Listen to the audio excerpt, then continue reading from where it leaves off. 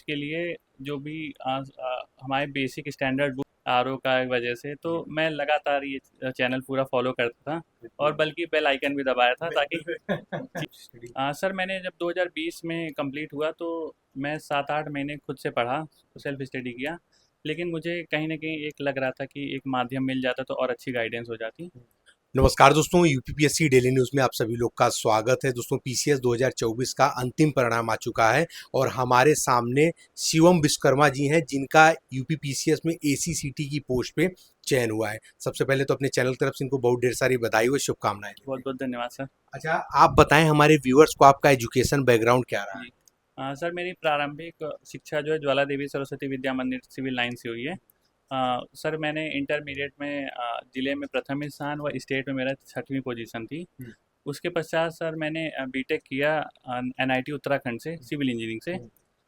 Sir उसके पश्चात ही मैं इस तैयारी में 2020 में कंप्लीट हुआ।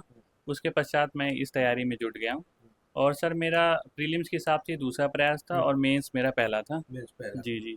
अच्छा, और आप हमारे व्यूअर्स को ये बताएं आपका माध्यम कौन सा है? सर मेरा माध्यम हिंदी रहा है। अच्छा, जी, हिंदी रहा है। जी, जी। आप तैयारी वगैरह पहले से कोचिंग वगैरह किए थे कि अपने आप से सेल्फ स्टडी? सर मैंने जब 2020 में कंप्लीट हुआ तो मैं 7-8 महीने खुद से पढ़ा, सेल्फ स्टडी किया। लेकिन मुझे कहीं न कहीं एक लग रहा था कि एक माध्यम मिल जाता तो और अच्छी गाइडेंस हो जाती। तो सर मैंने यहाँ 2021 से 23 दृष्टि आईएएस में मैंने फाउंडेशन का कोर्स किया। जी, जी। अच्छा, हमारे चैनल्स कभी आप जुड़े रहे, जान रहे जी, सब। जी, मैं चूँकि इसमें बहुत अनएक्सपेक्टेड होता है कि कब आ रहा है रिज़ल्ट, कब आ रही है वैकेंसी। तो मैं शुरू से 2000 क्योंकि 24 का कई बार पोस्टपोन्ड हुआ एग्ज़ाम आरओ का वजह से, तो मैं लगातार ये चैनल पूरा फ़ॉलो करता था और बल्कि बेल आइकन भी दबाया था ताकि चीज़ें चीज़ें सही समय पे पता चल जाएँ। बिल्कुल, बहुत बहुत धन्यवाद जो है। Thank you. अच्छा, ये कह रहे थे आपको एसीसीटी का पोस्ट मिला है, जी। तो इसके विषय में आप कुछ जानते हैं? सर ये चूँकि मेरे पिताजी भी पीएएस अधिकारी रहे हैं प्रयागराज में, तो उनके कई साथी अधिकारी रहे हैं, तो उस पर पहले इसका सेल टैक्स ऑफिसर नाम था। सर इसमें मुख्यतः काम ये रहता है कि जो भी शॉपिंग कॉम्प्लेक्स है या दुकान है, तो उसमें जीएसटी का सही से भुगतान हो रहा है कि नहीं, उसका निरीक्षण और पर्यवेक्षण करना होता है। तो सर अभी तो फ़िलहाल इतना जानते हैं, बाकी अब भविष्य में ट्रेनिंग होगी और अनुभव ग्रहण और करेंगे। सारी चीज़ें धीरे-धीरे पता चलेंगी।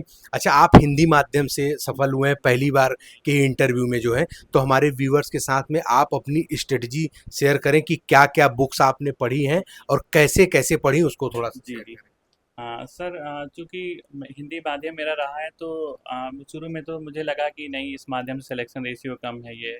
लेकिन एक तरीके से ये भी मेरे दिमाग में था कि चूँकि पीसीएस में हिंदी एक विषय रहता है, तो वो चीज़ मुझे कहीं न कहीं फ़ायदेमंद रहेगी और क्योंकि उसमें अशुद्धियाँ वर्तनी कम होंगी। तो सर सबसे पहले मैंने प्रीलिम्स के लिए जो भी हमारे बेसिक स्टैंडर्ड बुक हैं, जैसे पॉलिटी के लिए लक्ष्मीकांत हो गई, बिपिन चंद्र हो गए मॉडर्न के लिए, तो इस पे मैंने एक बेसिक समझ डेवलप की। उसके बाद सर जो भी जैसे क्वेश्चन के लिए मैंने पूर्वावलोकन का सहारा लिया। लेकिन तब भी कुछ ना कुछ आजकल पैटर्न के हिसाब से कुछ नए क्वेश्चन आ रहे हैं। तो सर एक परीक्षा वाड़ी की फैक्ट के लिए बुक आती है, तो उनका मैंने उसको वैल्यू ऐड किया अपने नोट्स में और वही नोट्स मैंने बार-बार पढ़ा। तो सर ये मुझे लगता है कि मैंने सोर्स को 1 साल, 1.5 साल में सीमित कर दिया और उसको मल्टीपल रिवीजन के माध्यम से मैंने उसको जैसे अपने मन में जैसे एकदम धारणा बना लिया।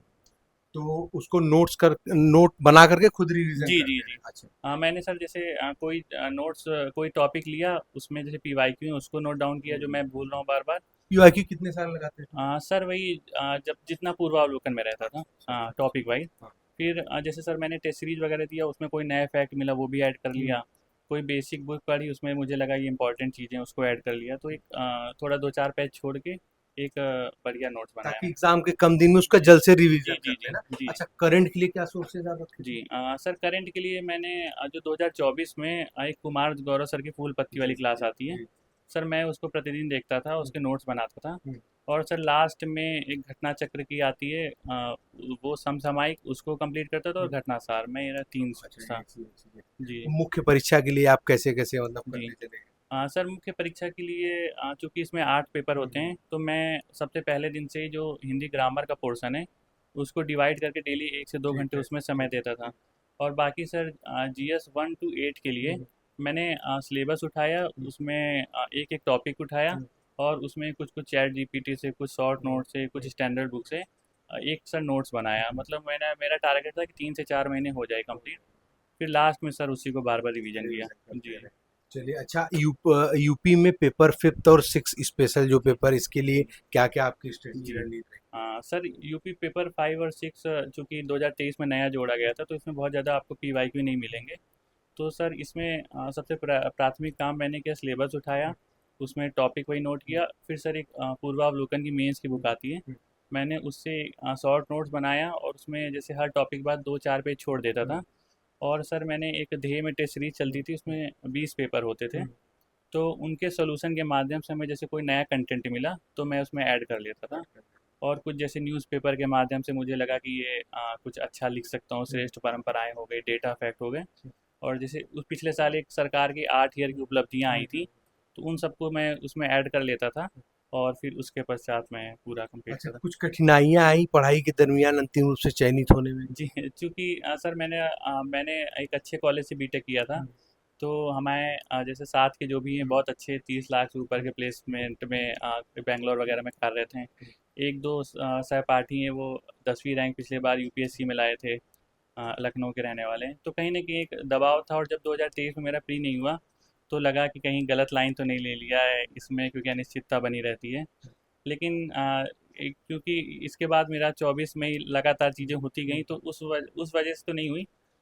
लेकिन बस ये है कि सर चूँकि मैं लाइब्रेरी में पढ़ता था, घर में क्योंकि मेरा घर भी यहीं है, तो घर में कुछ लोगों का आना-जाना रहता था। तो सर ऐसे एज़ सच तो कुछ वैसे कोई बहुत ऐसी करना ही दिक्कत नहीं। नहीं जी, है। जी। चलिए, बहुत ही कीमती समय आपने दिया है हमारे चैनल के लिए, और इसके लिए बहुत-बहुत धन्यवाद आपको, और आपको भविष्य के लिए बहुत ढेर सारी बधाई और शुभकामनाएँ। Thank you sir. तो जी हाँ दोस्तों, जो भी चैनल बना रहे हो, चैनल को सब्सक्राइब करके बेल आइकन जरूर प्रेस कर दें, ताकि उत्तर प्रदेश लोक सेवा आयोग और रणवीर विभाग की तरफ से कोई भी महत्वपूर्ण अपडेट और साथ ही वैसे टॉपर्स मोटिवेशन वीडियो आप सभी लोगों से मिस ना होने पर। मिलते हैं अगली वीडियो में, तब तक के लिए जय हिंद, जय भारत, नमस्कार।